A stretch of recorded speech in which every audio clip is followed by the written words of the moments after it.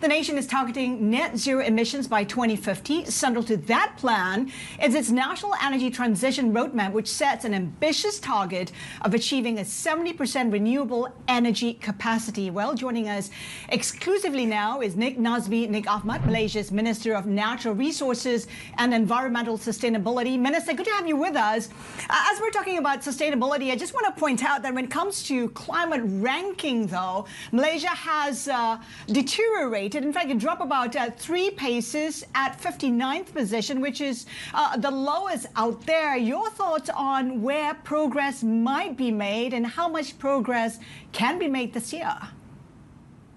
Yeah, I mean, I think first, thank you for having me here. And we are basically still an oil and gas country.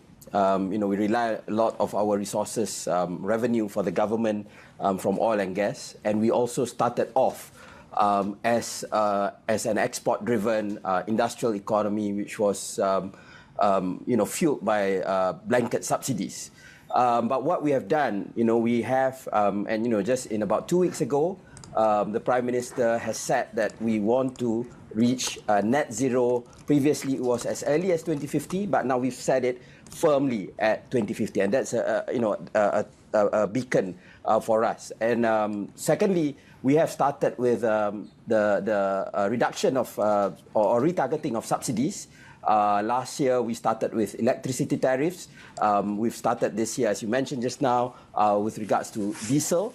And again, this, I believe, will again be another spur for us to achieve our ambitious goals under the energy transition roadmap, and hopefully, we will rise up the rankings. Right. The cut to fuel subsidies is, as you alluded to, a key step. But when we look at potential other moves as well in the energy transition and helping businesses and consumers become more cognizant of the negative externalities of carbon, what is the government's mulling of potentially carbon taxation a further step in that direction? Well, I think that's the thing. We have to do it step by step because as far as Malaysia is concerned, we've had basically we are subsidizing our carbon so far, right? Diesel, before this brown electricity, and we are still subsidizing petrol. So when we want to talk about carbon tax, which I do believe is the reasonable next step, that means that we have to address our subsidies first. The retargeting is an important first step, and now we need to work on the other parts that we need to do before we go on the carbon tax. And I think we are already discussing whether we can pilot it.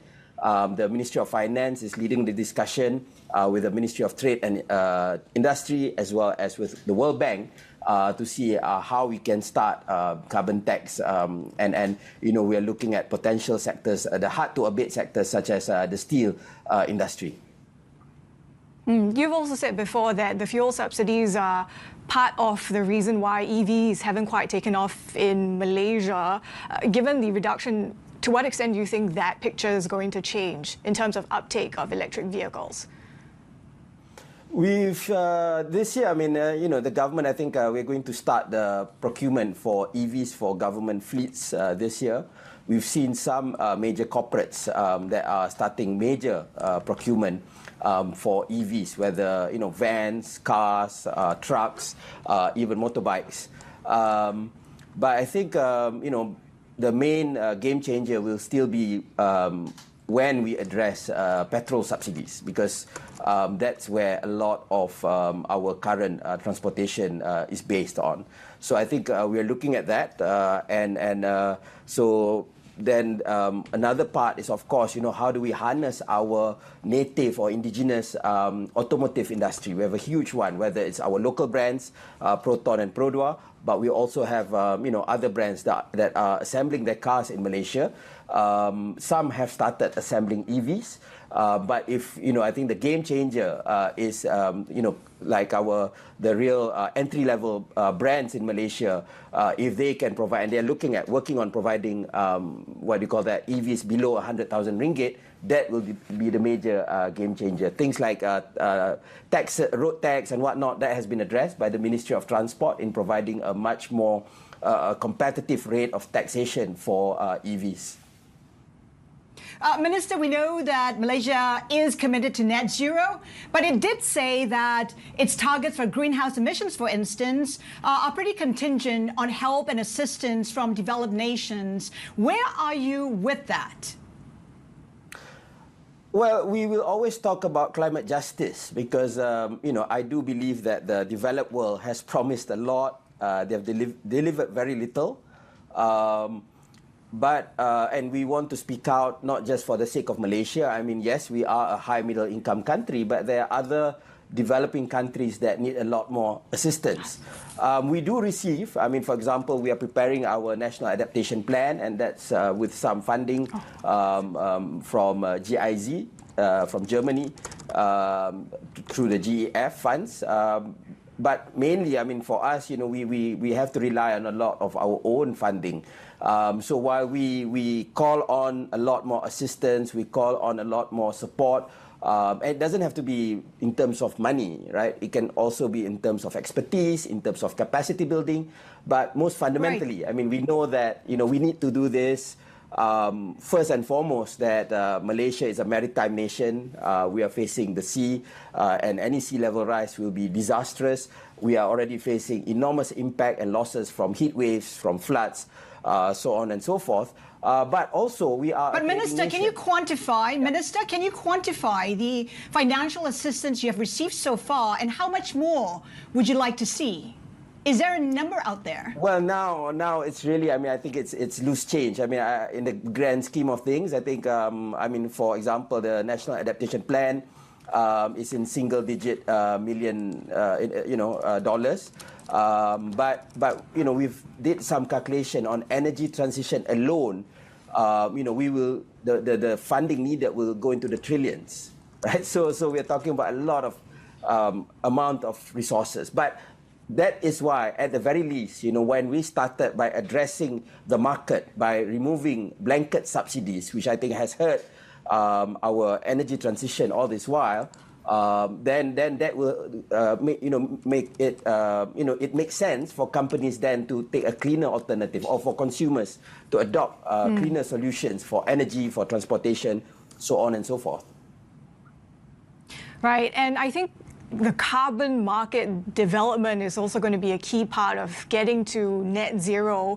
We see how Bahasa Malaysia is next month going to start selling those local carbon credits. And this is via auctions. It's, I think, a good opportunity given how Malaysia is well placed. We see it's got rich forestry, mangroves, peatlands. But how exactly do you see the voluntary as well as the compliance carbon markets developing? Well, I would love for it to be faster, but the Bursa Carbon Exchange, which was launched by Bursa Malaysia, they launched in December 2022, and the earlier auctions were actually foreign carbon credits. And as you mentioned, we are getting the Kuamut forest carbon credits to be auctioned in July next month. So we are quite excited about that. And there's a lot of interest from various major corporations in the country to be part of that. I think for us, there is a lot of desire for people to see, for the market to see credible carbon credits to be there.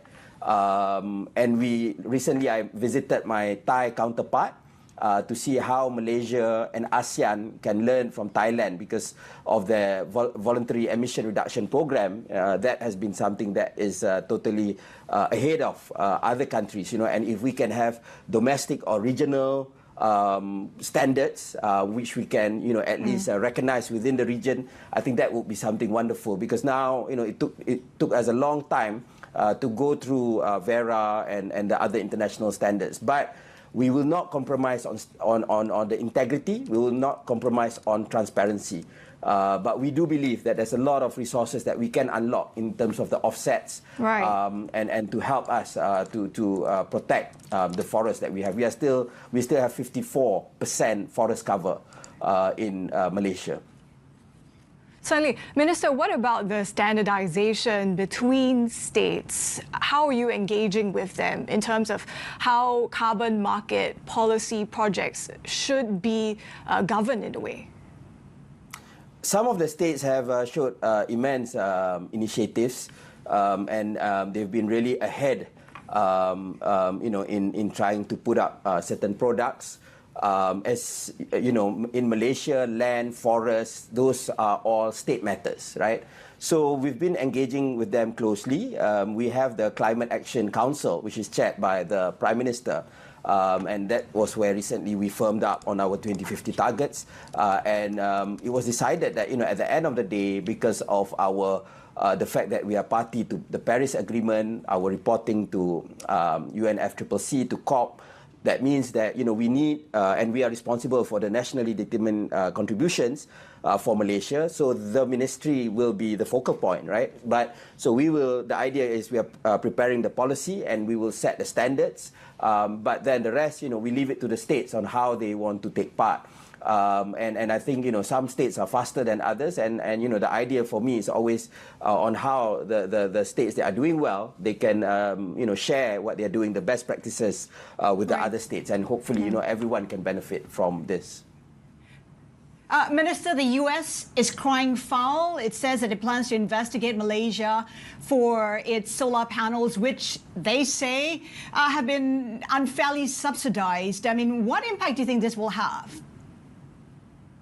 We are an open trading country. We trade with everyone. We are one of the world's biggest solar panel manufacturers. Obviously, it comes from a lot of companies, whether they are based in China or based in the US. So, we will cooperate with whatever investigations that goes on. I mean, we face that in other industries as well.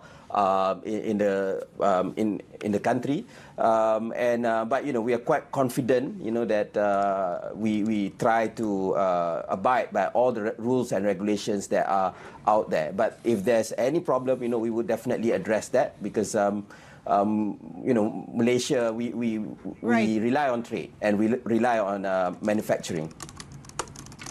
Minister, thank you so much for your time today. Nik Nazmi Nik Ahmad, Malaysia's Minister of Natural Resources and Environmental Sustainability, and of course our very own Avril for the interview now.